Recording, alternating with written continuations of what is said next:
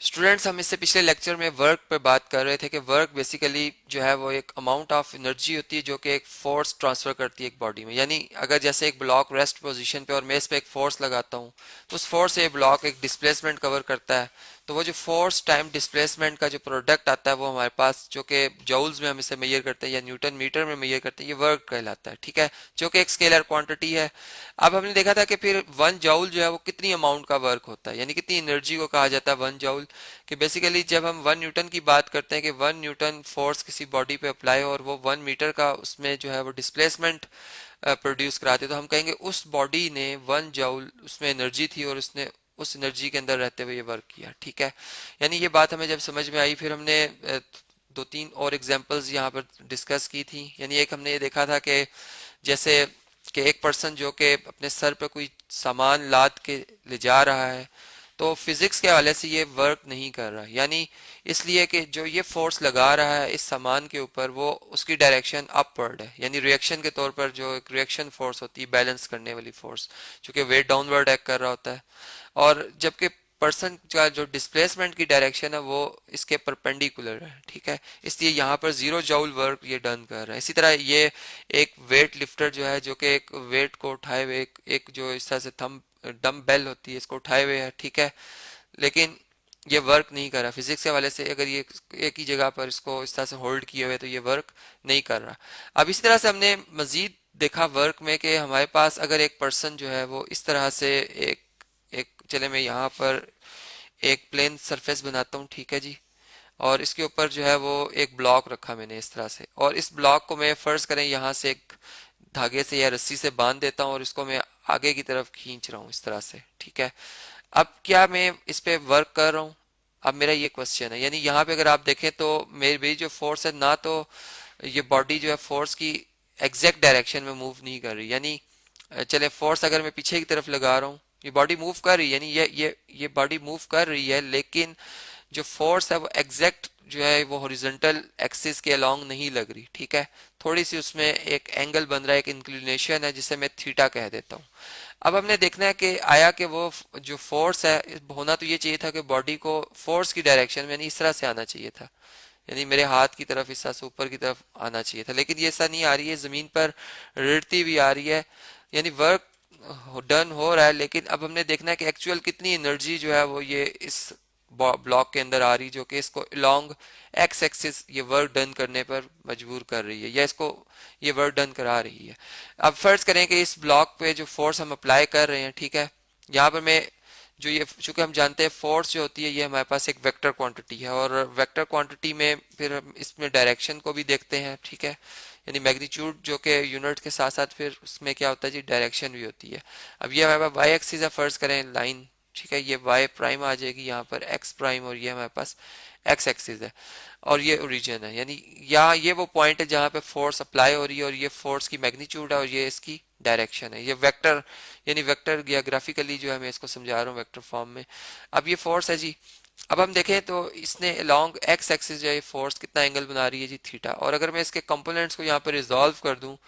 तो head to tell rule के हवाले से भी अगर हम देखें तो वो भी यहाँ पर अप्लाई होता है इस तरह से कि अगर इस पॉइंट से इस पी पॉइंट से फर्ज करें मैं एक परपेंडिकुलर थ्रो करता हूँ एक्स एक्सिस पे जो कि इसे एम पॉइंट पे आके हिट करता है, तो ये जो ओरिजिन से लेकर एम तक का ये जो फासला है, ये जो मैग्नीट्यूड है, अगर यहाँ पे मैं डायरेक्शन भी शो कर दूं तो ये एक वेक्टर बन गया और ये इस फोर्स एफ का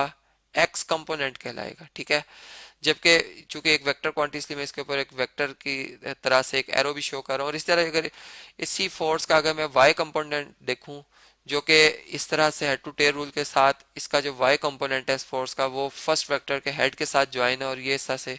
रिजल्टेंट में हमें ये फोर्स मिल रही है जो कि वो बंदा अप्लाई कर रहा है, और उसी की वजह से वो जो नेट फोर्स अप्लाई हो रही है और वो बॉडी मूव कर रही है। अब हम ये देख रहे हैं कि ये फोर्स जो है कितना वर्क डन कर सकती है। ठीक है, यानी अब इसके लिए हम यहाँ से जब रिजॉल्व करते हैं कंपोनेंट्स में किसी वेक्टर को किसी फोर्स को, तो हम जानते हैं कि यहाँ पर एक राइट एंगल ट्राइंगल बन रही है जिसपे कि हम फिर जो है वो ट्रिग्नोमेट्रिक रेशियोज अप्लाई कर सकते हैं, यानी वो साइड जो कि राइट एंगल के सामने होती है ये हमारे पास हाइपोटेन्यूज साइड होती है। ठीक है, और वो जो कि ऑब्जर्वेशनल एंगल के सामने थीटा के सामने साइड होती है इसे हम परपेंडिकुलर या अपोजिट साइड कहते हैं, जबकि जो एंगल के साथ एडजेसेंट साइड होती है जिसे हम बेस कहते हैं, ये हमारे पास आ गई है। अब हम देखें तो हमारे पास एक निमोनिक था जी, सम पीपल हैव, ठीक है, यानी साइन सम से साइन थीटा हम बनाएंगे, पीपल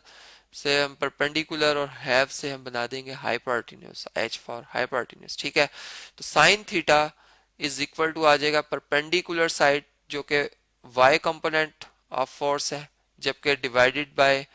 हाइपोटेन्यूज साइड जो है वो एफ वेक्टर है, ठीक है। तो अगर मैं यहाँ पर इनकी मैग्नीट्यूड फॉर्म में बात करूँ तो मुझे अगर इस एफ वाई वेक्टर की मैग्नीट्यूड लेनी हो तो F Y as it is रहेगा, ये एफ इधर आकर साइन थीटा से मल्टीप्लाई हो जाएगा, तो एफ टाइम्स साइन थीटा ये वो फोर्स होगी जो कि अलोंग वाई एक्सिस, जो कि अलोंग वाई एक्सिस अप्लाई हो रही है, ठीक है। लेकिन हमारी बॉडी जो है चूंकि अलोंग एक्स एक्सिस मूव कर रही है, इसका मतलब इसका जो वर्क डन होगा अलोंग वाई एक्सिस जीरो होगा, क्योंकि डिस्प्लेसमेंट अगर मैं देख लूं डी वाई, अगर मैं इसे लिख देता हूं, ठीक है, यानी डिस्प्लेसमेंट अलोंग वाई एक्सिस तो 0 मीटर है, जबकि ये फोर्स इतने न्यूटन जितनी भी हो, ये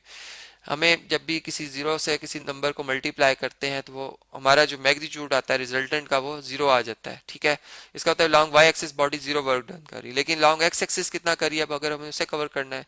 तो हम ये देखेंगे जी कॉस थीटा यानी कोसाइन ऑफ थीटा, इसका भी एक निमोनिक था ये, इसी के साथ साइन जिसे हमने कहा था some people have curly brown hair, यानी सी फॉर कर्ली, और कॉस थीटा ब्राउन बेस आ जाएगा जी, ठीक है, ओवर हाइपोटेन्यूज साइड यानी हेयर। तो अब यहाँ पे अगर आप देखें तो हमारे पास जो है वो कॉस थीटा बेस साइड अगर आप देखें तो ये हमारे पास एफ एक्स है, यानी इस फोर्स का एक्स कंपोनेंट है, मैं इसकी मैग्नीट्यूड फॉर्म ले रहा हूँ, और हाइपोटेन्यूज जो है वो एफ है। तो ये आप अगर देखें तो यहाँ से एफ कॉस थीटा जो है वो equal to x component of force आ जाएगी। यानी अब फर्ज करें अगर फोर्स 30 न्यूटन हम अप्लाई कर रहे थे ऑब्जेक्ट के ऊपर, या 60 न्यूटन अप्लाई कर रहे थे, ठीक है, चले मैं इसे 30 न्यूटन या 45 न्यूटन, सॉरी 45 डिग्री, 45 डिग्री अगर फर्ज करें एंगल बन रहा था, और जो फोर्स हम अप्लाई कर रहे थे वो फर्ज करें कि वो 50 न्यूटन थी, ठीक है, ऑब्जेक्ट के ऊपर जो हम फोर्स अप्लाई कर रहे थे, तो इसका एक्स कंपोनेंट कितना बन जाएगा, यानी फोर्स की मैग्नीट्यूड तो 50 है, ठीक है, इसको हम मल्टीप्लाई कर देंगे कॉस 45 डिग्री से, जिसकी के वैल्यू आप जानते हैं 1/√2 है, 1/√2, ठीक है। तो ये डिवाइडेड बाय √2, ये इतने Newton force along x axis लग रही है। और फर्ज करें एक बॉडी ने जिस पे ये मैं फोर्स लगा रहा था इस ए पोजीशन से, जब मैं इसे मूव कराता हुआ यहाँ तक लाया हूँ, ठीक है, अपने इस पोजीशन तक ले आया हूँ और मैं सस आगे शिफ्ट हो गया हूँ, तो ये फासला फर्ज करें जो डिस्प्लेसमेंट कवर हुआ वो अगर 2 मीटर्स का है, तो इसने जो वर्क डन किया होगा वो अलोंग जो एक्स एक्सिस होगा वो कितना होगा जी, वो एक्स कंपोनेंट ऑफ फोर्स, इसको मल्टीप्लाई कर देंगे डिस्प्लेसमेंट अलोंग एक्स एक्सिस, ठीक है, इसे मैं एक्स लिख रहा हूँ, तो ये हमारे पास क्या होगा 50/√2 मल्टीप्लाई बाय 2, ठीक है, और इसके साथ यूनिट लिख देंगे न्यूटन मीटर या जॉउल्स। तो ये आप इसको कैलकुलेटर से कैलकुलेट कर सकते हैं, न्यूमेरिकली देख सकते हैं कि कितनी इसकी जो है वो एनर्जी जॉउल्स में हम देख सकते हैं। तो इस तरह से आपने देखा कि एक वर्क डन जो है वो एंगल पे किस तरह से डिपेंड करता है, यानी अगर हमारा मोशन जो है वो फोर्स के अगर परपेंडिकुलर होगा तो फिर परपेंडिकुलर डायरेक्शन में वर्क डन जीरो होगा, ठीक है, क्योंकि फोर्स और जो डिस्प्लेसमेंट उनकी सेम डायरेक्शन नहीं है। लेकिन अगर सेम डायरेक्शन में होगा